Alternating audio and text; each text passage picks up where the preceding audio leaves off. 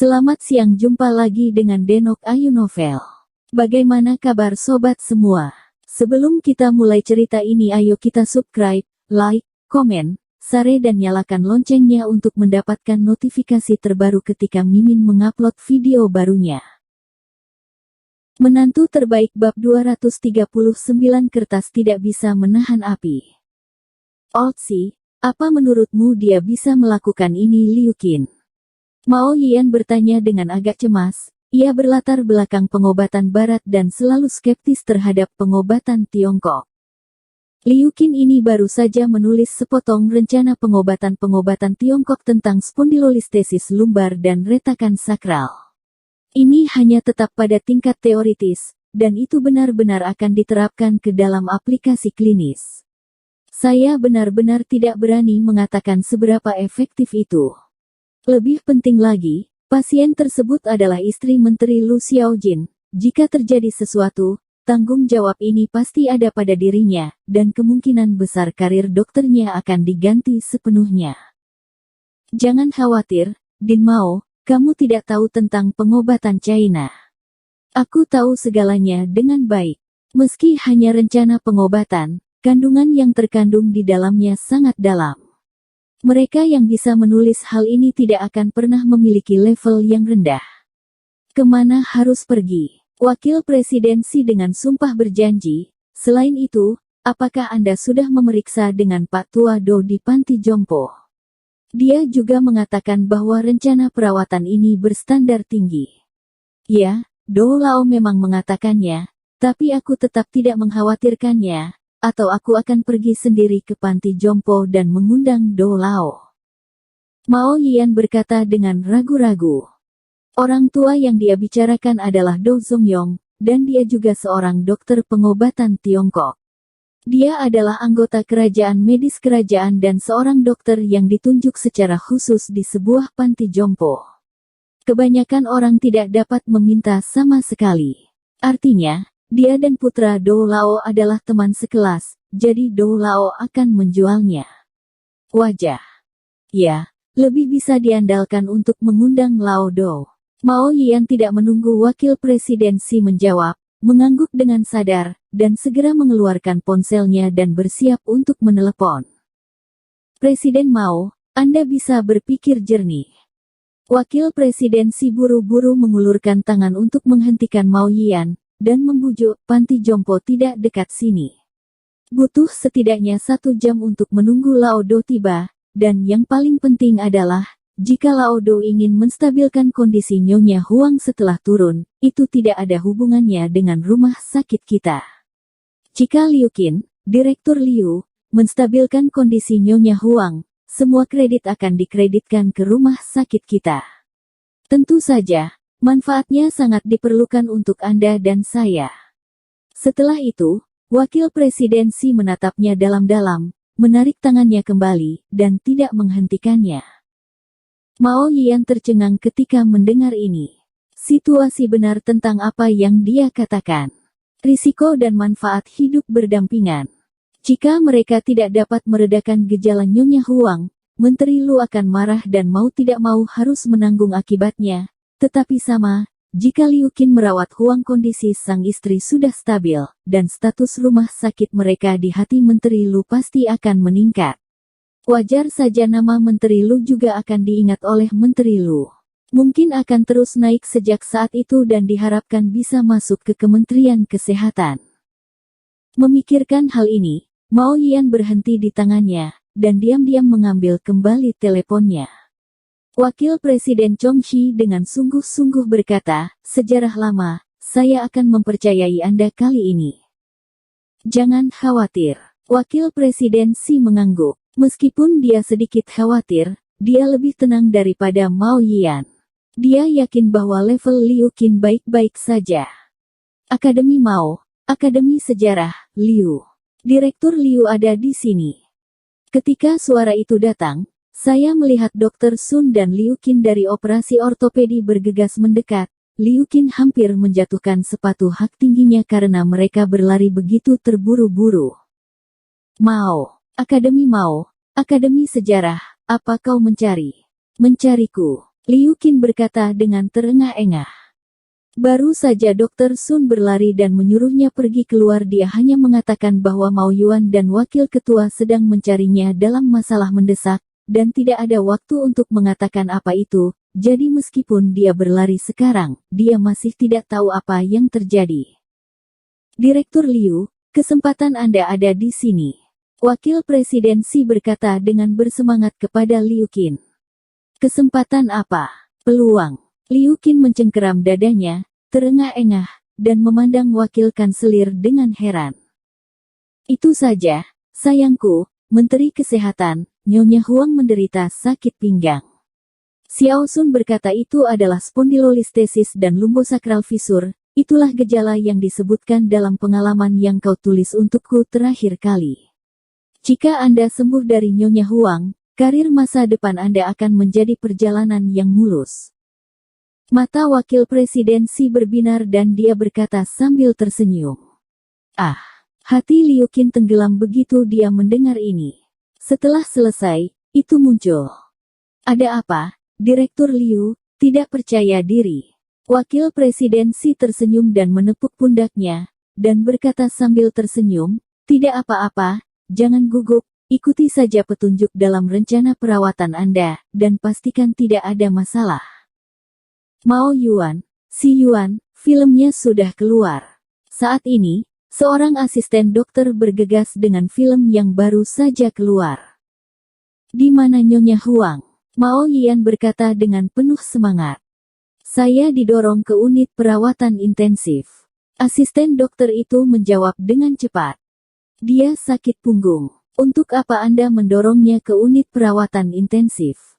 Oke, Din Mao. Sama saja dimanapun Anda mendorong, dan semuanya mudah dikatakan saat Direktur Liu ada di sini. Wakil ketua Xi dengan cepat memberi isyarat kepada Mao Yian untuk berhenti menjadi bersemangat, dan menyerahkan film itu kepada Liu Qin, dan berkata, Direktur Liu, ayo, mari kita lihat sambil berjalan. Liu Qin menelan, wajahnya menjadi pucat, tangannya sedikit gemetar setelah menerima film itu. Jantungnya yang gugup hendak melompat keluar, dia melihat ke bawah pada film sinar X di tangannya, dan tiba-tiba merasa otaknya kosong. Berikut ini beberapa foto ronsen pada vertebra lumbal dan sakral. Dia sama sekali tidak mengerti, apa itu spondylolistesis lumbar dan spondylolisis lumbosakral. Bagaimana dokternya dapat memahami pengetahuan medis ortopedi? Dia mengikuti Mao Yian dan wakil dekan Xi ke unit perawatan intensif seperti orang yang berjalan sambil tidur. Direktur Liu, bagaimana penampilan Anda? Dengan satu kalimat, wakil presiden Xi menariknya kembali dari gangguan. Oh, ini memang spondylolistesis lumbal dan lumbosakral crack. Liu Qin berkata dengan menggigit. Oke. Kalau begitu Anda bisa masuk dengan cepat dan memberikan terapi pijat pada Nyonya Huang. Wakil Presiden Xi mengangguk puas dan mendesak. Wakil Institut Sejarah, aku. Kepala Liu Qin terus mengalir dingin dan berkeringat, dan betisnya gemetar. Bagaimana dia tahu pijat obat Cina apa, bahkan pijat yang paling dasar. Apa aku? Bisakah kamu melakukannya? Melihat tampangnya yang panik, Mao Yian tiba-tiba menjadi curiga, dan bertanya dengan tenang. Ya tentu saja. Sebelum Liu Qin dapat berbicara, wakil dekan Xi memimpin dalam menjawabnya, dan agak menyalahkan diri sendiri, salahkan saya seharusnya tidak mengungkapkan identitas Nyonya Huang sekarang, yang menambah tekanan psikologis kepada Direktur Liu. Setelah berbicara, wakil presiden Xi menghibur Liu Qin dan berkata, Dokter Liu, tidak apa-apa. Jangan perlakukan dia sebagai istri menteri, tetapi perlakukan dia sebagai pasien biasa. Dengan kemampuanmu, tidak akan ada masalah. Pergi. Begitu suara itu turun, wakil presiden Xi mendorong Liu Qin ke unit perawatan intensif tanpa penjelasan apapun. Dr. Sun dan beberapa asisten dokter juga segera menyusul. Associate Hospital of Xi. Bagaimana perasaanku bahwa dia tidak dapat diandalkan? Mao Yian mengerutkan kening dan berkata dengan cemas. Bersikaplah gugup, Perlakukan kekasih bosmu, dan semua orang gugup. Setelah kamu baru tahu bahwa itu Nyonya Huang, apa kamu tidak panik? Kata wakil presiden Xi sambil tersenyum. Ya. Mao Yian mengangguk dan berkata dengan suara yang dalam, saya harap dia bisa belajar sedikit lebih jujur. Ah, sakit. Bantu aku. Tolong bantu aku. Di bangsal, Huang Haiping mencengkeram pinggangnya dan meninggal hidup-hidup dengan nyeri di pinggangnya, dan dia terus bergegas ke dokter untuk meminta bantuan. Liu Qin langsung ketakutan saat melihat adegan ini, dan Zhang Gong tidak tahu harus berbuat apa. Sutradara Liu, jangan menontonnya. Apakah Anda tidak menonton filmnya sekarang? Dapatkan diagnosis dan pengobatan. Dr. Sun mendesak Liu Qin.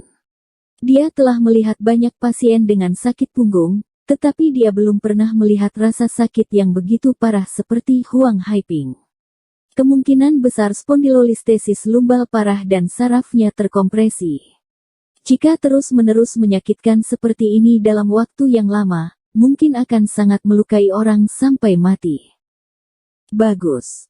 Liu Qin berulang kali setuju dan berjalan di belakang Huang Haiping, menahan rasa paniknya, mengangkat pakaiannya dan menekan jari-jarinya pada tulang punggung lumbal dengan hati-hati. Rasa sakit. Huang Haiping langsung berteriak 2 kali. Itu saja. Liu Qin mencoba menutupi pinggang Huang Haiping dengan telapak tangannya dan menggosoknya dengan lembut. Apa? Tapi aku tidak menyangka Huang Haiping akan berteriak lebih keras. Kelopak mata Huang Haiping yang sakit naik turun, dan sudut mulutnya mulai mengeluarkan air liur. Direktur Liu, maukah Anda menekannya? Ketika Dr. Sun melihat pemandangan ini, dia langsung ketakutan meskipun dia tidak mengerti pengobatan China. Dari sudut pandang teknik Liu Qin, pasti sangat aneh. Mungkin dia sama sekali tidak tahu cara memijat. Aku sedang menguji area sakitnya. Liu Qin menggigit kulit kepalanya dan berkata, ususnya membiru karena penyesalan, dan Jiang Yan yang harus disalahkan. Jika dia harus menulis tentang rencana perawatan untuk tulang belakang lumbal dan sakral, bukankah dia akan menulis yang lain? Jiang Yan. Memikirkan Jiang Yan, pikirannya berkelebat ya, rencana perawatan ini ditulis oleh Jiang Yan. Bukankah semuanya diselesaikan dengan memanggil Jiang Yan? Wajah Liu Qin sangat gembira, dan jantung yang dipegangnya tiba-tiba diturunkan. Dengan tenang berteriak kepada Dr. Sun, saya perlu membuka pakaian Nyonya Huang, Anda semua keluar. Selain itu, saya perlu satu untuk berhenti, tolong pergi ke kami. Departemen, panggil Jiang Yan kemari. Dr. Sun sedikit terkejut, beberapa dari mereka memandang Liu Qin dengan curiga, mengangguk, dan berkata, oke.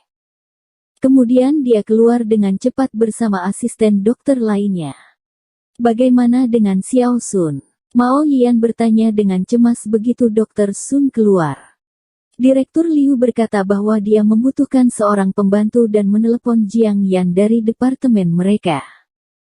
Baiklah, kalau begitu pergi telepon, pergi. Kata Mao Yian dengan penuh semangat. Dr. Sun dengan cepat menanggapi dan berlari ke bagian penyakit dalam lagi. Presiden Mao, jangan khawatir. Karena Anda sedang mencari penolong, itu berarti Direktur Liu dapat menangani situasi ini. Wakil Presiden Xi berkata sambil menghela nafas lega dan berkata sambil tersenyum. Saya harap, Mao Yian mondar-mandir dengan gugup. Setelah Jiang Yan datang, dia didorong ke unit perawatan intensif tanpa memahami apa yang sedang terjadi. Ketika Liu Qin melihat bahwa Jiang Yan akan datang, dia menghela nafas lega dan berkata dengan sungguh-sungguh, Jiang Yan, kesempatan Anda untuk meningkatkan kredit Anda ada di sini. Pasien ini menderita spondilolistesis dengan retakan lumbosakral. Selama Anda membantu memijatnya, untuk menghilangkan rasa sakit, saya akan memberi Anda 10 poin di tabel ringkasan bulanan. Dia secara khusus tidak menjelaskan identitas Huang Haiping, hanya karena dia takut Jiang Yan akan mengambil manfaatnya. Spondilolistesis lumbar. Jiang Yan sedikit terkejut dan mengerutkan kening. Direktur Liu, Ini sepertinya penyakit ortopedi, bukan? Saya seorang dokter penyakit dalam. Di mana saya bisa mengobati penyakit ini? Jiang Yan bingung, bertanya-tanya mengapa Liu Qin terlibat dengan penyakit ortopedi. Wajah Liu Qin tiba-tiba berubah ketika dia mendengar ini, dan dia akan marah. Tetapi dia menahannya, mengetahui bahwa Jiang Yan menahan kebenciannya, dan mengertakkan gigi dan berkata dengan getir, "Jiang Yan, kamu ingin membalaskan dendamku? Baik." Bersambung. Terima kasih kepada kalian yang telah menonton video ini. Jangan lupa tekan tombol subscribe-nya dan nyalakan notifikasinya untuk mendapatkan video-video seru lainnya dari Denok Ayu Novel.